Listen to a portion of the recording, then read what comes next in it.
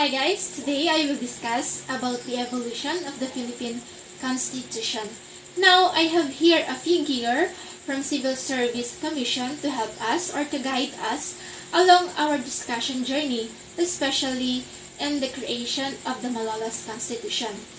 Now, we go back to our Philippine history wherein when the Philippines was being colonized by the Spaniards for 333 years. Along these years, iba't ibang revolusyon ang nangyari until the Spanish and Filipino truce happened. Ano nga ba ang kaganapang ito? Ang kaganapang ito ay tinatawag na Pact of Biak na Bato na kung saan the Spanish government agreed to grant the Philippines a self-rule if Emilio Aguinaldo would be exiled.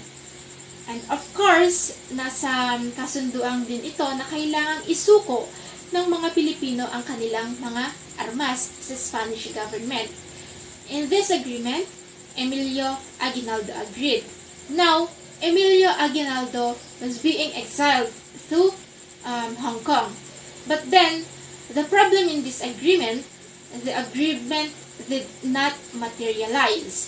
The Spanish government did not pay the agreed amount to the Philippines, and also, hindi isinuko ng mga Pilipino ang armas. Nang dahil sa pangyayaring ito, bumalik si Emilio Aguinaldo sa Pilipinas at idineklara ang kalayaan ng Pilipinas noong June 12 of 1898 sa Kawit, Cavite. Along the declaration of the Philippine independence, there is also a secret agreement between the U.S. and the Spain. The U.S. wanted the Philippines to be as their colony. Now, the Philippines were being sold in the worth $20 million. Nang dahil dito, Emilio Aguinaldo issued a decree forming a Malolos Congress, wherein the committee was assigned to form a constitution for the first Philippine Republic. And that constitution is the Malolos Constitution, also known as the 1899 Constitution, na kung saan it was the first Philippine Constitution and was the first Republican Constitution in Asia. After the establishment of the Malolos Constitution noong January of 1899, the first Philippine Republic was established. Now, we will talk about the salient features of the Malolos Constitution. First, it has a popular representative government. Second one, it has a unicameral legislature.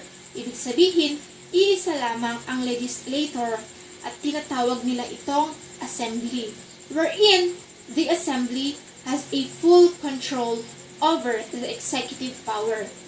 The president was elected by the assembly. The third one is the separation of the state and the church.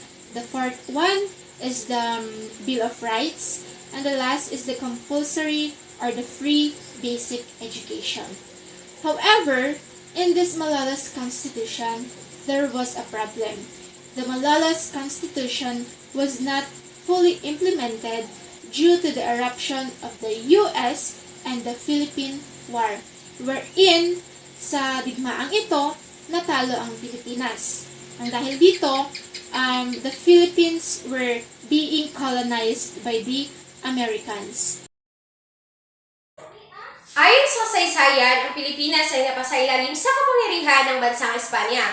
Dahil dito, ginamit ang ating bansa upang tuldukan ang hidwaan sa pagitan nila ng Estados Unidos. Pinagbili ang ating bansa sa halagang $20 million noong Disyembre 10, 1898. Simula noon ay naging teritoryo na ng Estados Unidos ang Pilipinas. February 4, 1899, nagsimula ang Philippine-American War o ang hidwaan ng mga Amerikano at ng mga Pilipinong revolusyonaryo. Tumagal ito mula 1899 hanggang 1902. 1902, nagpasya ang mga Amerikano na tuldukan ang kilusan ng mga Pilipino patungkol sa kalayaan. Pinasa ang Philippine Organic Act. Kalakip nito ay ang pagbibigay ng karapatan sa dalawang Pilipinong komisyonado upang maging kinatawan ng gobyerno ng Pilipinas sa Kongreso ng Estados Unidos. Ang layunin ng Philippine Organic Act ay bigyang karapatan ang mga Pilipino upang maproteksyonan ang kanilang karapatang pantao, gaya lamang ng karapatang mabuhay, karapatang magkaroon ng ari-arian, at karapatang sa kalayaan. Ang unang komisyonado ay nagsimulang manungkulan noong 1907.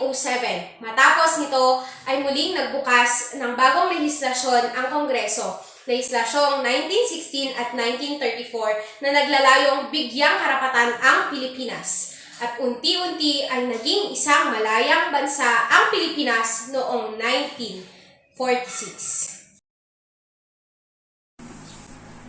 Nakuha ng Estados Unidos ang Pilipinas noong 1898 bilang resulta ng digmaang Espanyol-Amerikano. At mula ng 1901, ang kapangyarihang pambatasan ng mga Pilipinas ay sinagawa sa pamamagitan ng isang komisyon ng Pilipinas na epektibong pinamamahalaan ng mga Amerikano. Ang Batas Jones o ang Philippine Autonomy Act ay isang batas na nagbibigay sa mga Pilipino ng kalayaang magsarili at ng pangakong pagkakaroon ng kasarinlan ng Pilipinas sa lalong madaling panahon kapag ang bayan ay nagkaroon na ng isang matatag na pamahalaan. Pagkatapos ng organic law ay ito ay pinalit at gumanap bilang isang konstitusyon ng Pilipinas mula sa batas ito noong 1934. Ang batas ay pinatupad ng ika-64 na Kongreso ng Estados Unidos noong August 29, 1916. At naglalaman ito ng unang formal at opisyal na deklarasyon ng pangako ng pamahalaang federal ng Estados Unidos na magbibigay ito ng kalayaan sa Pilipinas. 1935, the Commonwealth Constitution. Pagkatapos ng Spanish rule, dumating ang mga Amerikano sa Pilipinas. Nasakop ulit ang Pilipinas sa pangalawang pagkakataon. During this American period, an American-inspired constitution was made. Ito ang 1935 Constitution. Pinagtibay ng mamamayang Pilipino ang 1935 Constitution sa pamamagitan ng isang plebisitong pambansa noong May 14, 1935 at naisakatuparan ito ng buo noong November 15, 1935 sa pagpapasinaya sa Commonwealth ng Pilipinas. Kasama sa mga probisyon nito ang pagpapanatili ng saligang batas ng Republika ng Pilipinas kahit na ipagkaloob na ang kalayaan noong Hulyo 4, 1946. Ang 1935 Constitution ay may bicameral legislator. Pag sinabi nating bicameral, ito ay may dalawang mambabatas. Ito ang Senate at House of Representatives. Pangalawa, ang saligang batas na ito ay may hangganan ang presidente at vice-presidente sa terminong 4 na taon at maaari lamang umupo ng 2 termino. Pangatlo, it introduces the right to suffrage or the right to vote of male citizens of the Philippines.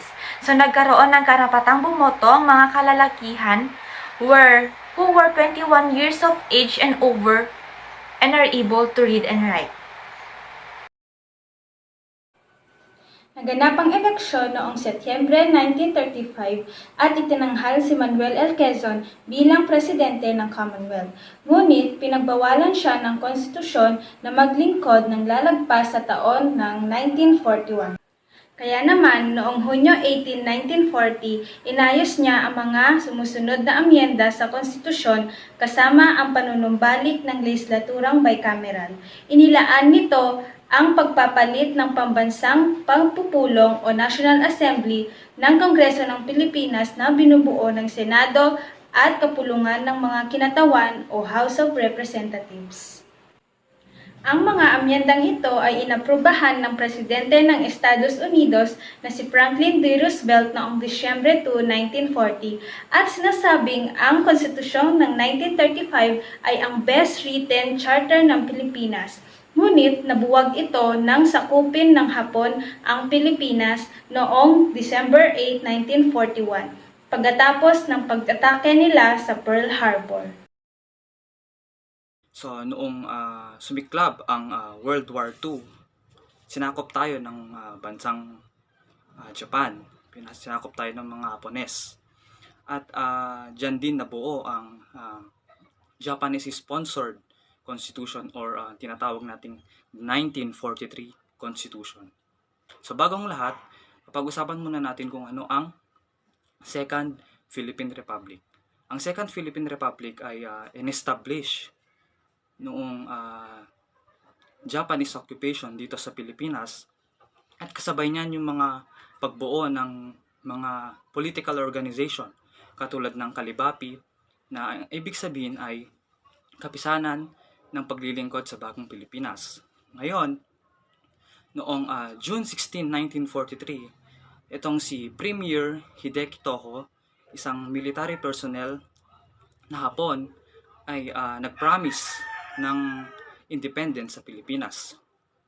At from that, itong Kalibapi ay nag-form ng Preparatory Committee or PCPI, which also means Preparatory Commission for Philippine Independence, na ang task nila ay mag-draft ng Constitution. And later on September 4, 1943, ay na-draft ang Constitution.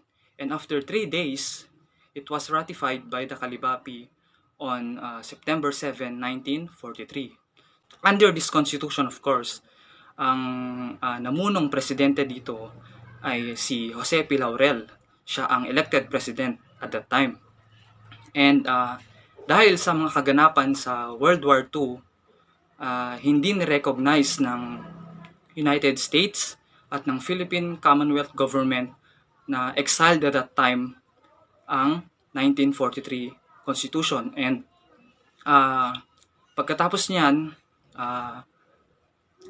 itong si Jose P. Laurel, dinisolve niya ang Second Philippine Republic at kasabay niyan yung pagsuko ng mga Hapon dito sa Pilipinas. Overall, ang Constitution na ito ay nagko-compose ng preamble at ng 12 articles na merong powerful executive branch, merong subordinate legislative and judicial branches.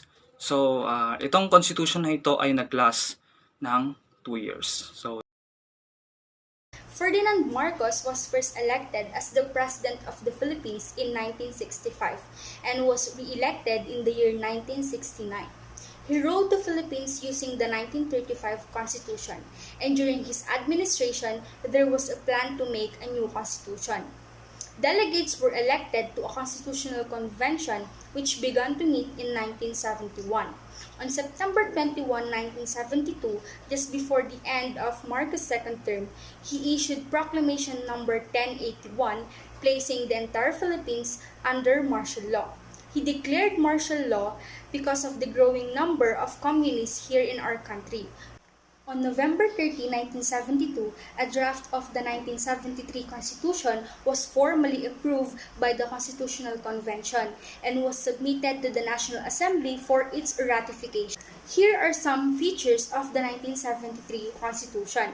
First, it established for the first time in the Philippine history the parliamentary government with a president and a prime minister.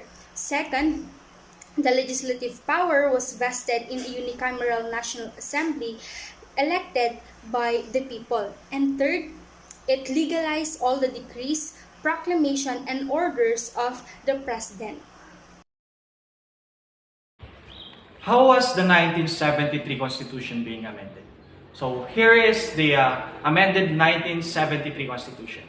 On January 17, 1973, President Marcos issued Proclamation Number 1102, in which he announced that the 1973 Constitution was ratified by an overwhelming majority of people and thus become effective. The 1973 Constitution composed of a preamble and 17 articles that provides from the shift of the government to parliamentary system of the government. After the 6th Amendment, which fused the legislative and executive power in the office of the President, one of the provision at the time of ratification was the President shall obtain the title of Prime Minister. Marcos, who concurrently as the President, continuously wield the powers vested in the President by the 1935 Constitution. The amendment also created the unicameral legislature known as the interim batasang pambansa. So when we talk about a unicameral, it means that there is only one legislator called the Assembly, and the Assembly had the full power to control the executive power. And lastly, the provision that the President or the Prime Minister will exercise legislative powers until martial law is lifted. Nang naibalik ang demokrasya sa Pilipinas noong 1986, naglabas ng proklamasyon bilang 3 si Pangulong Corazon C. Aquino noong March 25, 1986 na nagpapawalang bisa sa ilang probisyon ng 1973 sa Ligang Batas at ipinalaganap nito ang isang pansamantalang saligang batas na mas kilala bilang 1986 Provisional Constitution ng Pilipinas o Freedom Constitution. Some salient feature of the 1986 Constitution.